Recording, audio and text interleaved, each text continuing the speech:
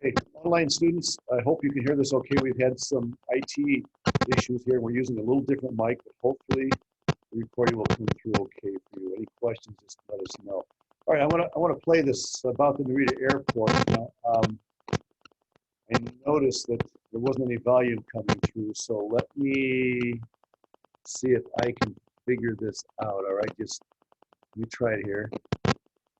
We're not getting any volume there, are we? Okay, which we may not, you know something, I just thought of this, we might not, may be connected to the issue going on, so that's showing full blast. Okay. Should we just leave it like that? That's pretty good. There. All right, I guess I'm going to have to tell it for him, because apparently it's connected to the issue with the mic. Basically, what he says is there's this whole network of presidents of airports, and they're all part of this huge organization of international airports. And they get together to discuss all kinds of issues relating to international travel and airport service and regulations and all that. And what happened was some of the airports were charging taxes. You know, when you pay for a ticket, you're paying for the airport tax when you buy the ticket. You're not just paying the airline for their part. The airports get their cut as well. And Narita Airport was exceptionally high in comparison with other airports. They were taxing huge amounts for people who pass through their airport. And so when this guy, who was the president of this organization, he was actually at Narita Airport, and the meeting was taking place with all of these airport representatives at the Narita Airport in some conference room, and he purposely drew attention to the Japanese and their airport and said, nobody is worse at hiking their taxes up than Narita. He says it right there in their backyard. He's in the airport. And of course, appalled. He said that some people actually started getting up, walking out. Some of the Japanese who were there, they were offended. And everybody thought that this guy had been completely blown it. But he says the next day, when they met together again, the president of the Narita Airport said, we will do whatever is necessary in order to satisfy the group and bring our taxes down to what it should be. Okay? What happened?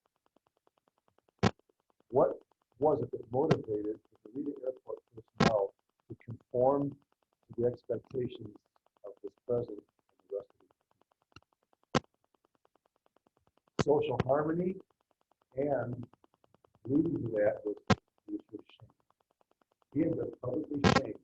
But even though people got mad about that, they had to do something to resolve the shame issue.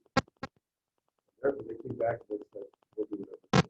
Now, did the president who made that statement to them know what he was doing? The answer he gives is yes, he knew exactly what he was doing. There's more to the context of the story. He did that on purpose, knowing that that embarrassment, that shame, would move him to comply with his expectations. Okay? Now, am I promoting this as a mission strategy to get people in your new church in Japan or some other country like that to do what you want them to do? No. That's not a positive example. In fact, I would warn you, if God takes you to a country where honor shame is a big deal, don't use that as leverage to get the people to do and act the way you want them to. That's the spirit's responsibility, okay? We're there, and obviously we have to understand how their culture works, but don't take advantage of somebody's culture in order to manipulate them. Anyway, he tells a lot better than I did, but that's the essence of it. Okay, so I will say goodbye to Dr. Livermore and hello to, okay, sorry, I got kind of rattled at the beginning because of the changes. At least that's my excuse. Give me a second to bring up the notes for today. Since we're getting kind of late start, is it okay if we go to 12:30, 1:45? You're going to shame me to get me in. I'm joking, joking. 12:25. All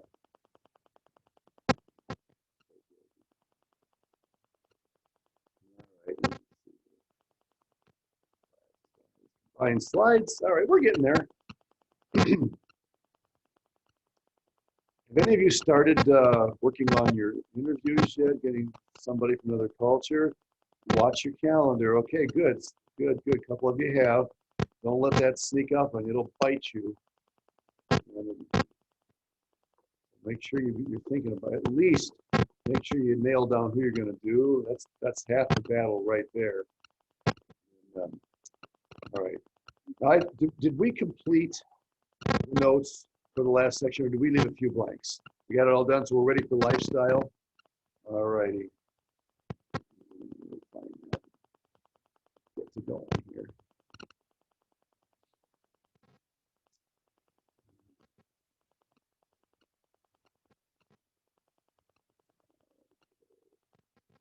Now, there are some things in that I'm going to give you that are not in the notes because I've added them recently and I think they're interesting.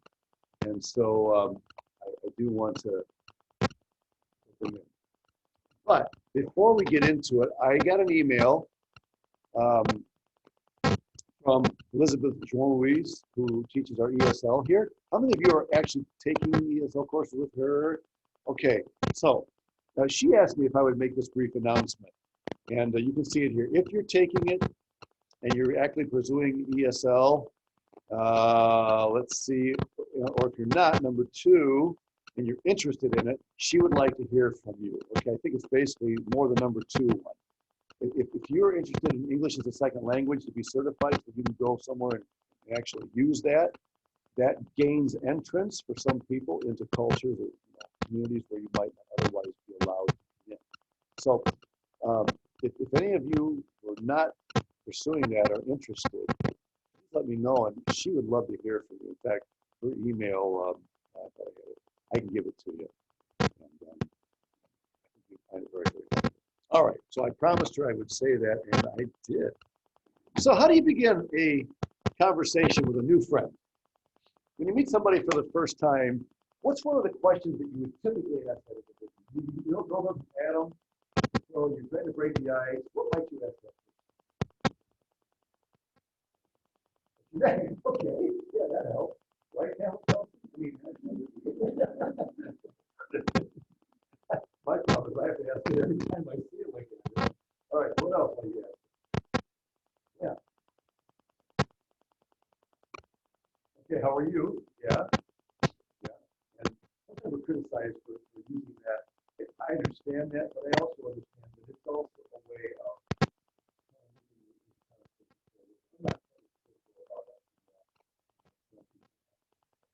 good. What else might you ask about? Yeah.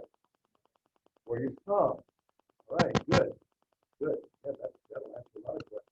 What else? Yeah. If they're what? Oh, a peer. Yeah, yeah. If they're wearing hearing aids and they're, yeah. And now in some cultures like ours, at least maybe it's changed now, guys. But maybe I should ask the ladies. Ladies, are you okay with a guy asking you how old you are? Depends. If your father, no problem. He should know. I mean, when I grew up, it was kind of considered impolite to ask a lady how old she is. Okay. Anybody else? Question you might ask? Yeah. Where do you work?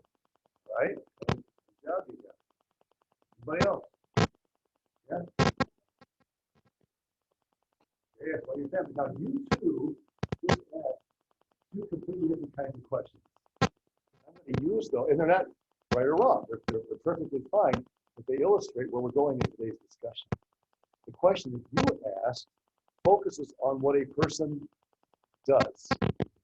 What you ask focuses on who a person is. Now, in fairness, in some cultures, what a person does is almost tantamount to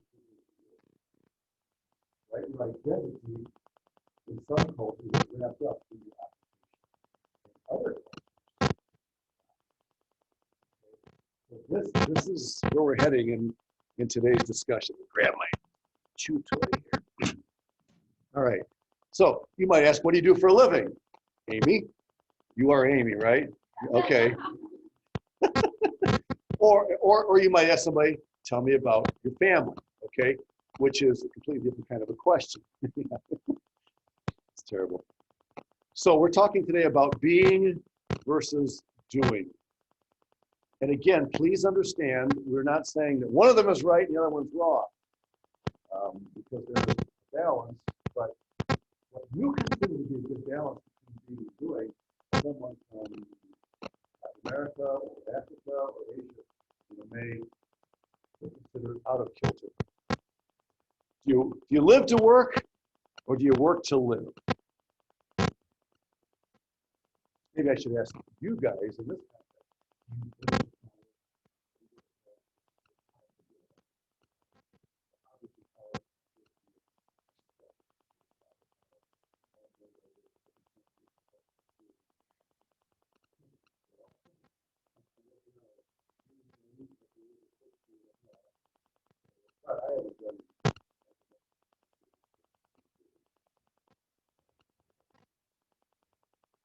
A few articles quotes I think you might find interesting. Stay over here by this mic.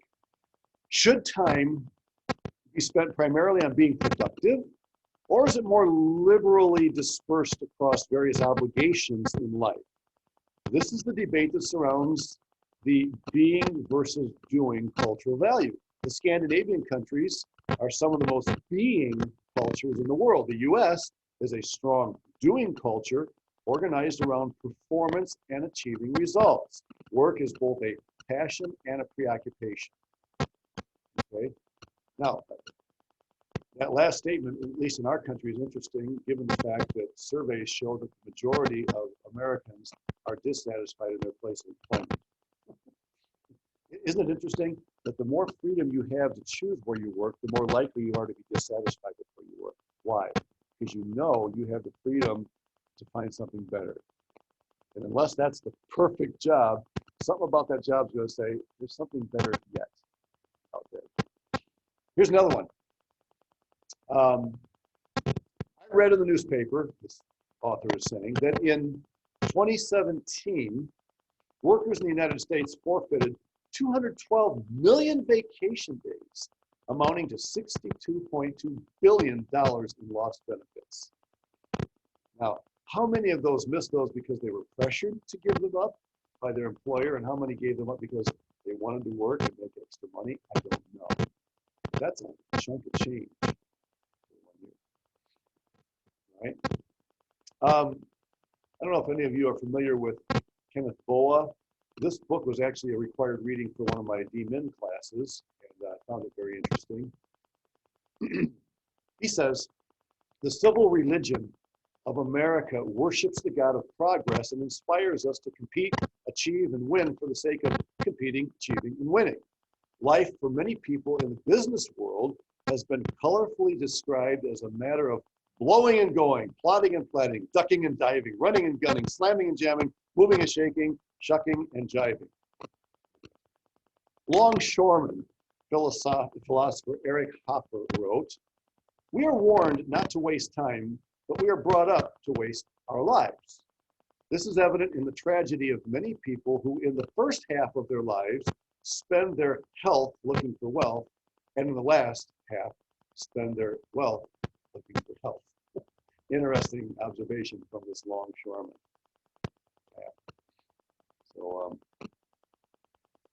So let's get into the notes a little bit here.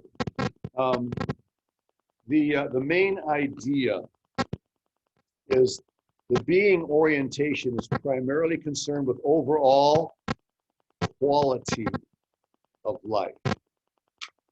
Okay? Quality of life. Whereas the doing orientation strives to maximize every opportunity. Okay? Let me actually, okay, what I'm going to put on the screen here, I believe, is also added. Okay? So if you want to write it down, fine. But again, these PowerPoints are all available to you. In a doing culture, status is earned. Okay, you can become whatever you want to become, right? The Army's motto when I was growing up is be all that you can be. Find your future now. Titles are very important, right? I still have freshman students calling me Dr. Lounsborough.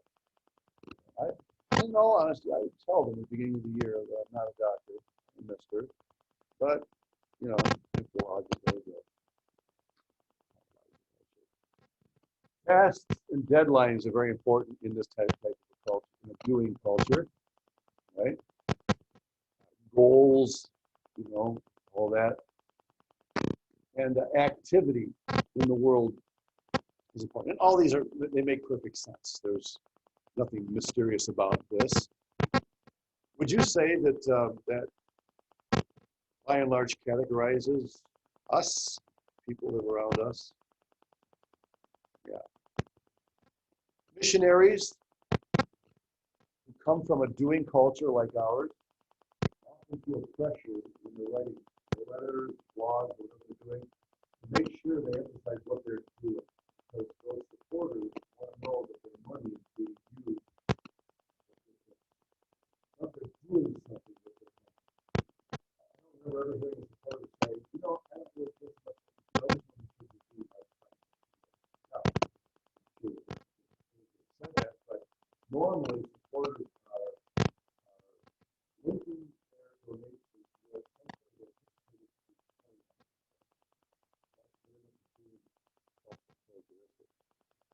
what about being culture? Status is innate. What does innate mean?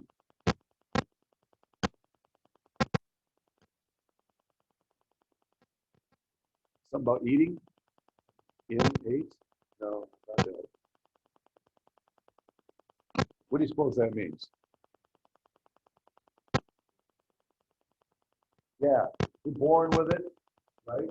You're born into a noble family, you are a noble person. No matter what you do. So your status comes with your family. That's really good. So, something that's true even in our country. There's no way to completely divorce that. But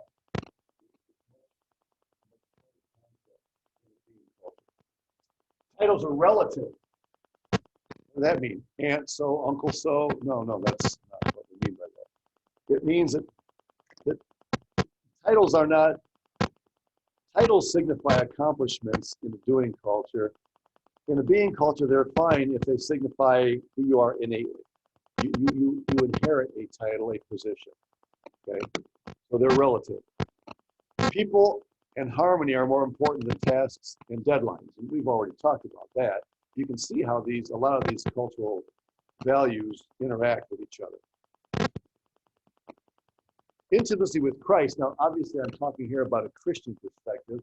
Among Christians, as a Christian, is it more important what you do for Christ or who you are in Christ? That's really about identity. By the way, I'd like to make a comment about today's message. I really appreciated what Pastor Potter had to say about identity.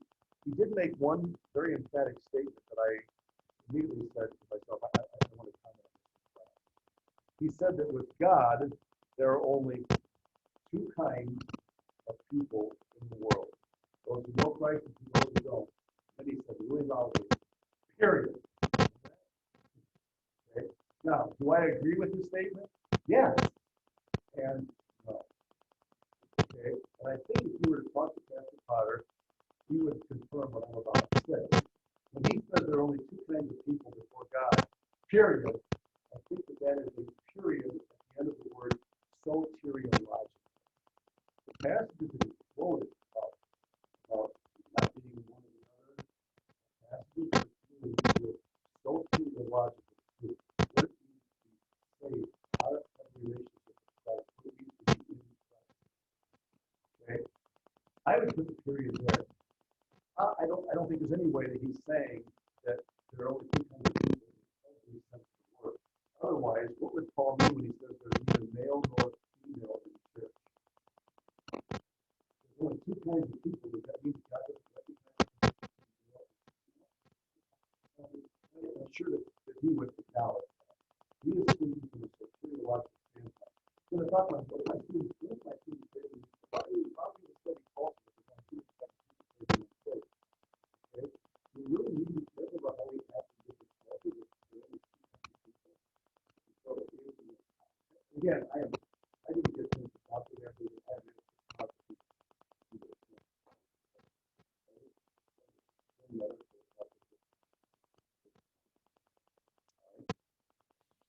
Okay. All right.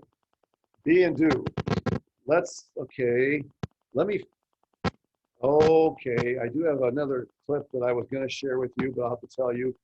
All right. Before I get to this, you can see some examples on those little maps that you have there.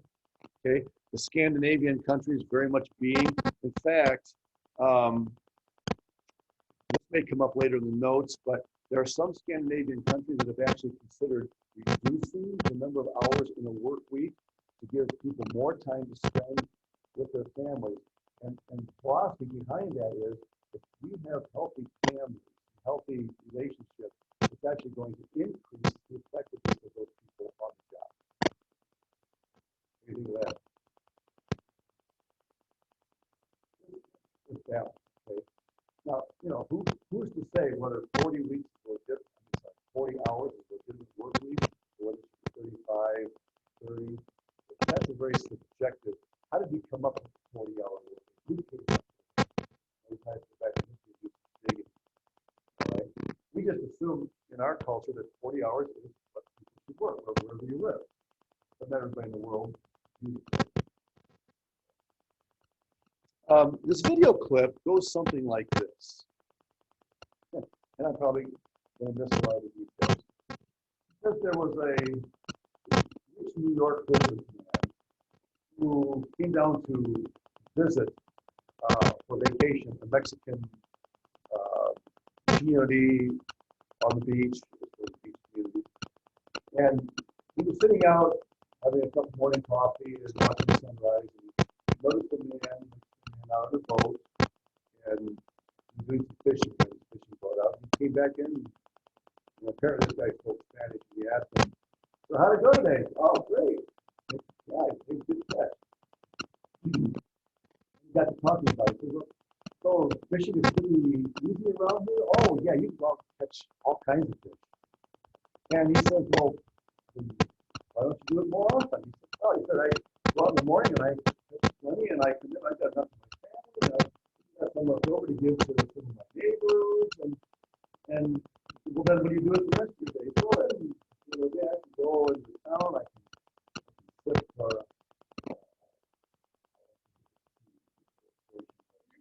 go and hang out with my friends in town and relax and enjoy myself." In New Yorker, he said, "You can talk about it." But this is good. Get yourself a little bit of boat. And some nutrition. Sell that and make that money. You could actually eventually build a whole fleet of boats. Hire people. Well, and look what they're doing. They could be great companies. You could be selling this. In fact, there may even come a day when you could actually move to New York. And you could open an enterprise. You could get an office on a beautiful view, and you could run your business from New York.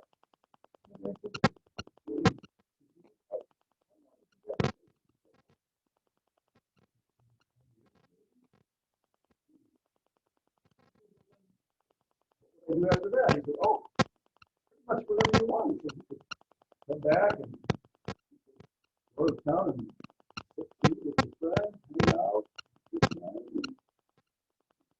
okay.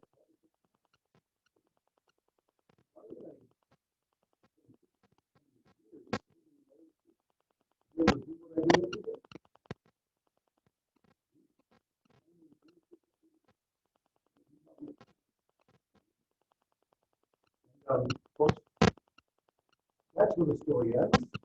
But the New Yorkers,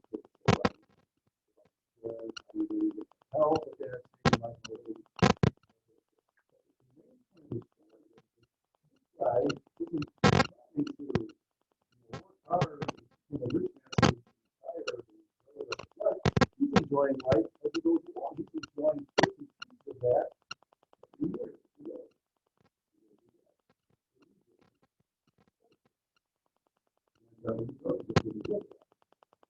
That's an illustration of the difference. It's not that the Mexican man is lazy and he's not making good use of his resources. It's that he considers the resources that he's using sufficient in order to be what he needs to be. As a worker, as a father, a husband, a friend. Okay, so, okay, I'm still gonna, all right. I think we're just gonna fill this part in, okay? In the work world, do you work to live is the first blank, or do you live to work? Right? Letter B, there is a correlation between competitive and doing culture, which you would expect. We talked about competitive and cooperative cultures. It's a no-brainer that the competitive cultures are going to correspond more closely to doing culture. C, corporate entities are usually doing cultures. Performance and passion are highly valued.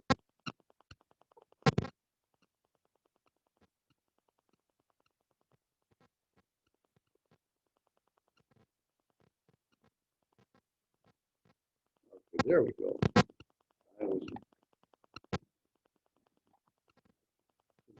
Figure out why I couldn't find that. All right, here we go. Next one.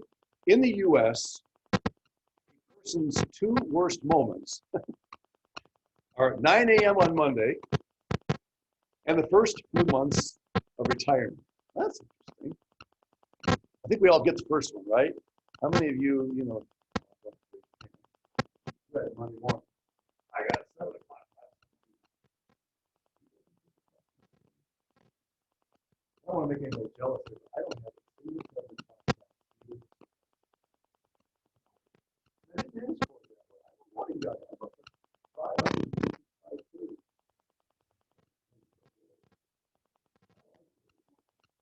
You ask me to teach a class at night, don't bother coming. It's gonna be ridiculous. But what about the second one?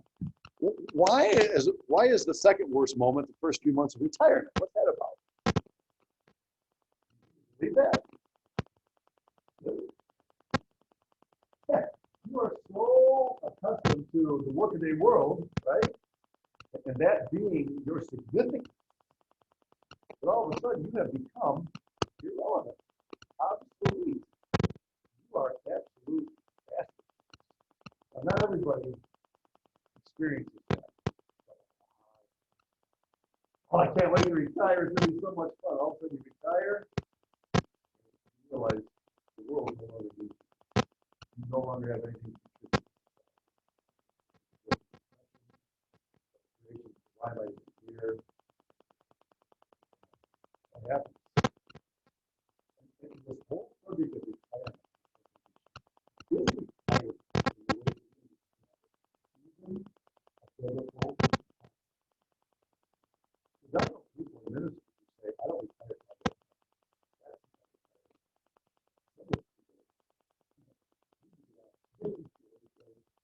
Becoming relevant to the others who are there. I think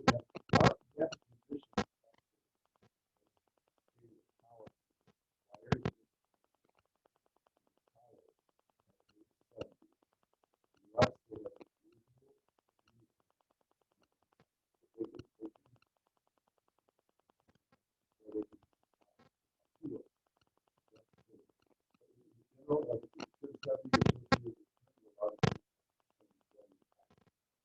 they do that, as I said, sometimes without even realizing it, they can become more of a liability. Help them. Which I believe he or she has a really good Dr. Boyle.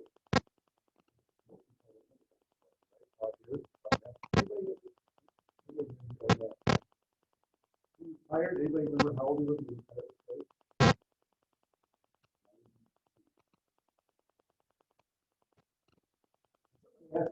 Yes, graduation. Somebody asked him, Dr. Barr, what are you going to do when you retire?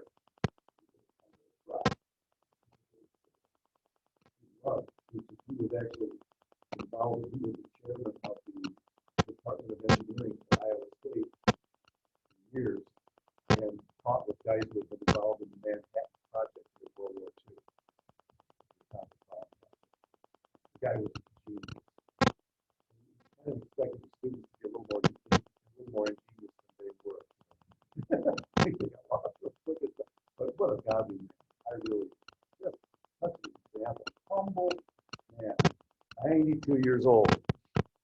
I had a colleague in Brazil, and he anytime somebody retires from the field, he would take issue. He believed that he retired. His own son tried to convince his dad, it's not like you're quitting, you're opening a new chapter of your life. It's appropriate for your age. And he wouldn't take it. He had nothing to do with that. Finally, to help you, by God's grace, let's say this genuinely, by God's grace, he passed away within a couple of years. A real issue. He was so locked into doing stuff, he had a hard time imagining being who he was in Christ. It was like quitting. So, why did that do? Who's to do it? Some of you, great idea. I was just like,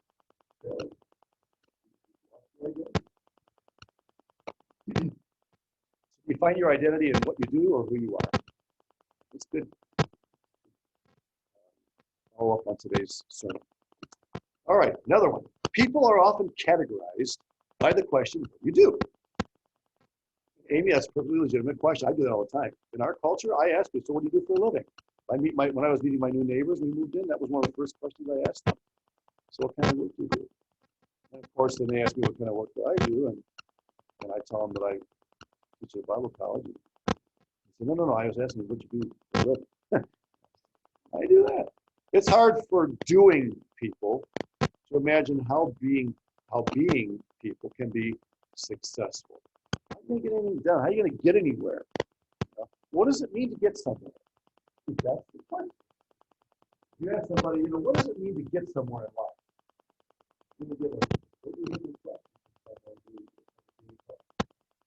They don't really measure it. It's not that they don't accomplish it. That's not the ultimate measure of success. I had one missionary say to me, in fact, ironically, it was the son of this missionary told me about this child. His son said, I got to the point in my life, he's the son. I got to the point in my life where just being able to finish it is enough. Of course, it's probably speaking of down. But he had developed more of a beauty. His son lost it. That's what he got to say. He got like to retire for food. Mom and dad really telling me better. They really, really, really.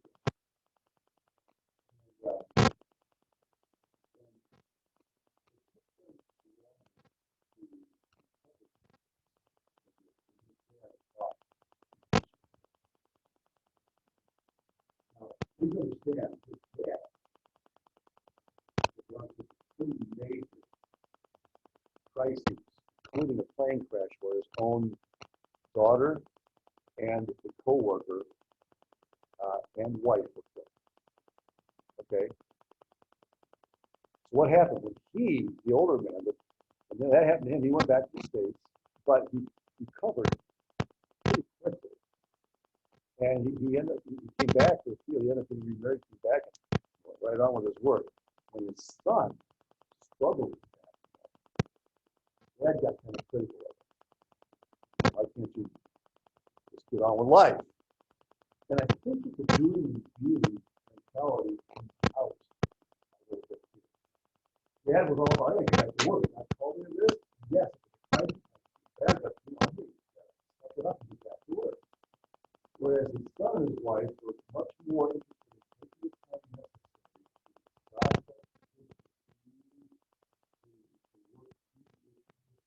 to not worrying so much about losing time that I could be spending getting more stuff. That makes sense to you guys? It doesn't stuff to do, and this is the same family and the same culture, okay? But the generational difference. And we all wrestle with this, you know? There are times when I leave my office here, I just feel like I need to stay for a couple hours. I'm on a roll. My wife says, honey, and there are times at night when I just relax. I'm thinking, I could be writing another couple of pages right now. I could get 2 more pages ready. Dr. Doug Brown told me that most doctoral theses are written 15 minutes a day. Chipping away. I'm going to now. I just need to relax and chill. I have a son that's still living all day. You can tell me sometimes a little bit. That play that goes on. I know. How many times have you thought, I could be getting this right now? What you're really doing, you're comparing what you're doing. Maybe that was a start. Not to get students that never all I do is get the homework done. You just think about it. Okay, you get a 4.0 student in Lowry. In ministry, you might not be any more effective than guys that graduate students in Baylor. That is not our situation. You all know Bill Edmondson, he's not here, his brother's office. So the doing being thing is a part of all of our lives. We deal with it subconsciously.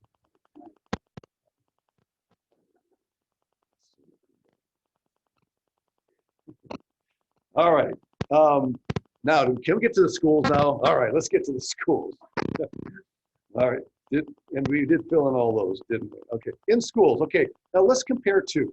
All right. Let's compare Japan and Finland. Why? Because they are both on the near the opposite extremes in this issue. All right. So in Japan, students go to school 6 days a week. Should we start having classes instead? Do you know when we were in Brazil, one of the things that was hard about moving back to the U.S. in Brazil, our seminary classes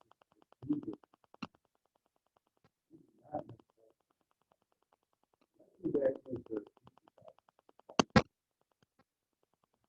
reason they do it is because a lot of our students that travel 3 hours away to the city.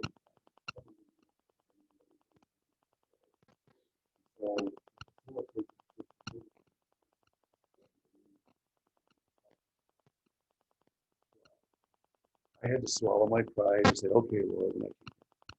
But we could add a Saturday, 6 days a week for more than 1,000 hours a year.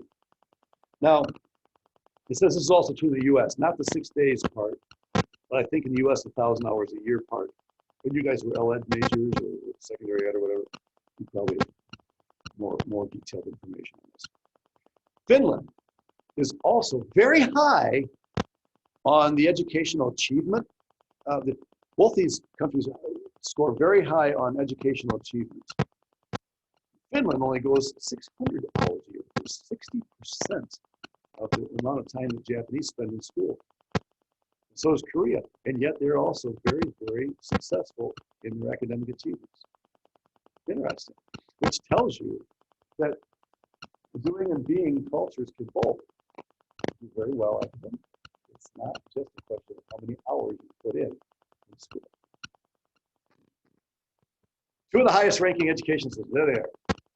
So Finland, 600 hours. All right.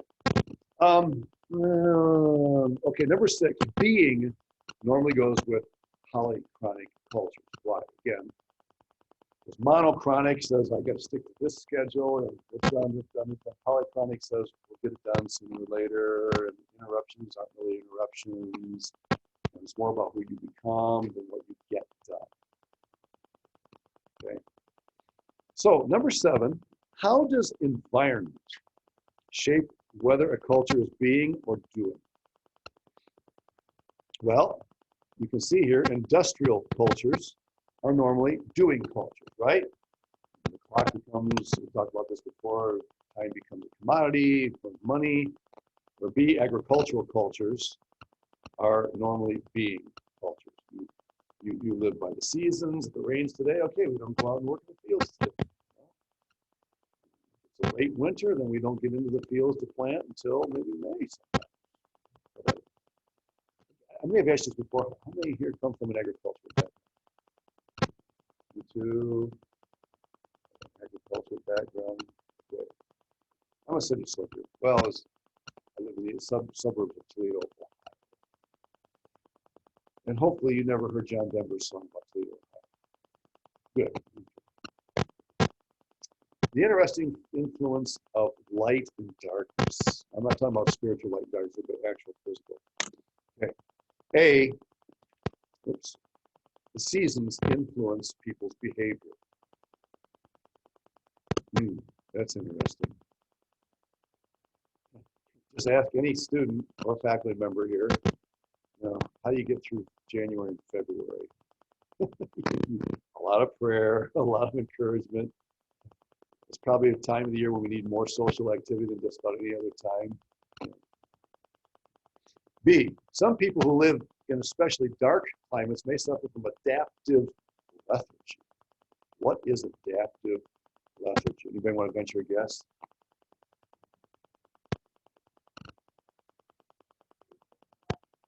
Yeah, and why not?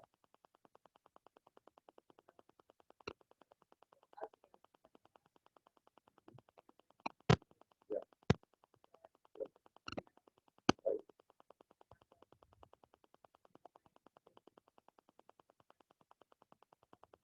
Yes, yes, absolutely. And you're right, usually the ones that walk through the dark, those are also cold. I know that some mission agencies actually require missionaries to go up to go up.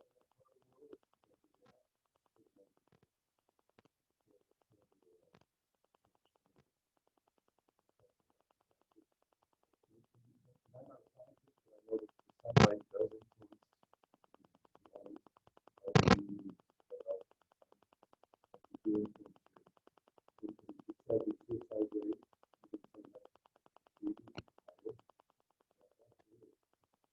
absolutely. Look, January, February, it's not just because it's cold, it's snow, the longer nights, shorter days, those have an influence. Some of us more than others. People who adjust their activities for the seasons are less bothered by varying weather, okay? Because you're not tied to the clock. If the weather says we're going to do this today, then we do it. If the weather says we're going to do that. So isn't that kind of like just playing Russian roulette with the weather? Well, they have a choice. If they're in an occupation where the climate is important. Being cultures adapt better to the natural environment than the doing cultures. Doing cultures find ways to overcome the climate, right? If it's dark, well, then we install light, bright light. So we can work 24/7 if we want, right? We find technological ways to overcome those obstacles. And then doing cultures spend less time outside, typically. You're a football player, you doesn't matter. You're out there, rain, snow, sleet, or hail. Okay, I'm keeping my eye on the old clock here. Let me give you this. I found this interesting. This is not in your notes. It is a cultural revolution against the notion, slow movement, sorry. What is slow movement? It's a cultural revolution against the notion that faster is always better.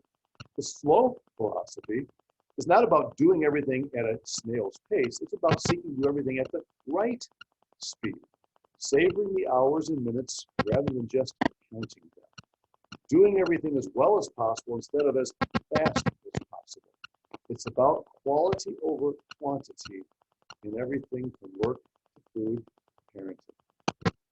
You guys are here in an educational environment, this resonates, right?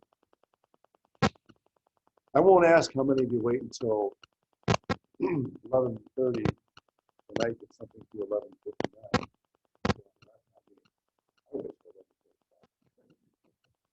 We're all guilty of that. Why do we do that? All right.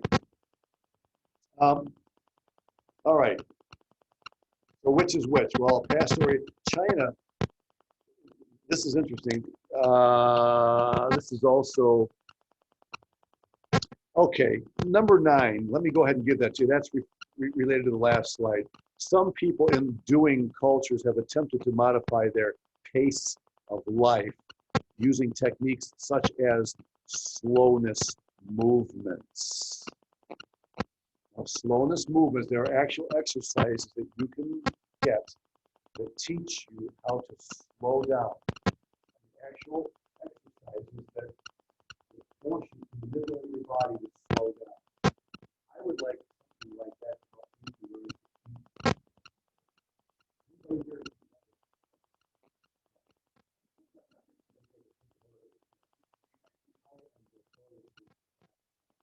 I learned that.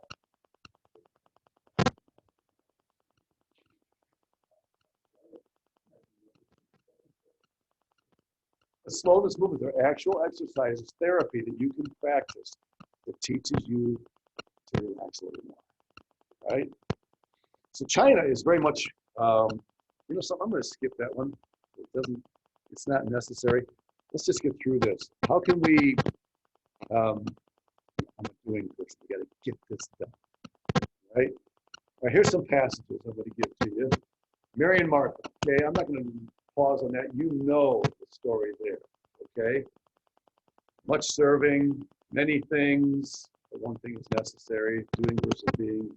Love the Lord with all your mind, being, okay, strength. That's a doing command, but it's tied to becoming. Whether you eat or drink or whatever you do all to the glory of God. Conduct yourselves with wisdom toward outsiders, making the most. That's that idea of opportunities. Time is opportunities. Taking advantage of every opportunity because the days are evil. Jesus himself frequently withdrew to the wilderness and prayed. Look, the one time Son of God incarnated Jesus, 33 short years of the earth. If anybody needs to take advantage of time to get it done, you know what to do. Living in this anything is said about it. You really take time to go out and be alone. Man, I feel like you just more you can do, right? Oh, okay. That's where he went and prayed, invited his disciples to get away. All right. Just a couple of other passages.